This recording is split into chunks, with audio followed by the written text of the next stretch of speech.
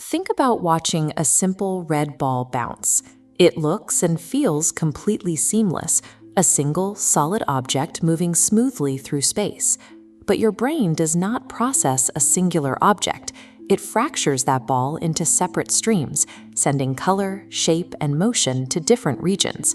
To organize this, the brain uses computational binding, synchronizing the firing rates of these separate populations to lock them together.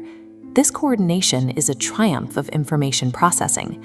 However, three separate networks firing at the exact same time tells us how the brain manages data, but not why those parallel streams are experienced as one singular reality. This gap between mechanical coordination and experiential unity appears in every corner of our consciousness.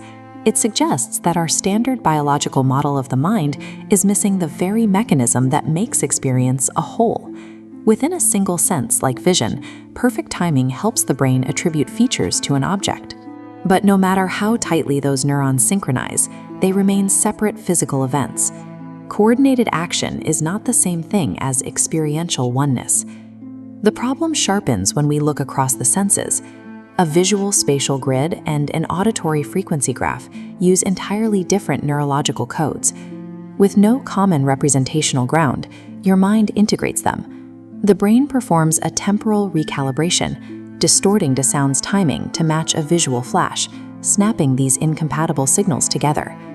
When forced to choose, the brain sacrifices physical accuracy to preserve the coherence of the experience.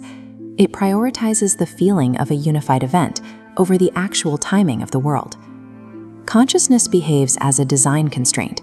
It forces disparate sensory data into the atmosphere of a single place, rather than acting as a passive byproduct of coordinated neurons. At any physical instant, only the current state of the world exists. In a frozen environment, there is no past or future, only a durationless now. Yet consciousness completely defies this physical boundary. We hear a melody not as discrete dots of sound, but as a temporal arc. We experience the phrase as a whole. Neurological memory stores past data, but consciousness actively constitutes a continuous shape from elements that physically no longer exist. This logic scales up to abstract thought. To understand a sentence or a mathematical proof, your mind must hold sequential words or premises together until the structural relationship between them becomes apparent. Grasping the whole idea creates a phenomenal quality that the individual parts lack. Because each premise is isolated until it is held in unified comprehension, the final insight possesses an experiential character that cannot be found by looking at any single piece alone. There is one final requirement for any of this to matter. Every visual detail, every stretch of time, and every cognitive thought must ultimately belong to a singular observer.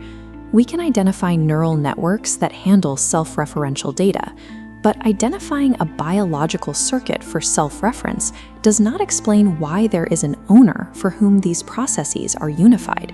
A mechanical system could route dozens of parallel data streams without ever producing a unified perspective. The machine would execute its tasks in the dark, with no central observer to experience the result. The self is the fundamental perspective that allows unity to occur. It functions as the baseline requirement that transforms a list of coordinated data points into a single owned experience. This transition to singular experience remains unexplained across perception, time, and cognition. This suggests standard neuroscience, assembling consciousness from physical pieces, leaves unity unanswered. Alternatively, quantum entanglement features properties belonging to a whole network, providing a physical example of irreducible unity. Alternatively, we may have to treat phenomenal unity as a basic, primitive law of nature, a feature of what consciousness is, rather than something it does. Under this view, neural mechanics simply dictate which data is bound together, while consciousness itself is the fundamental condition that provides the unity.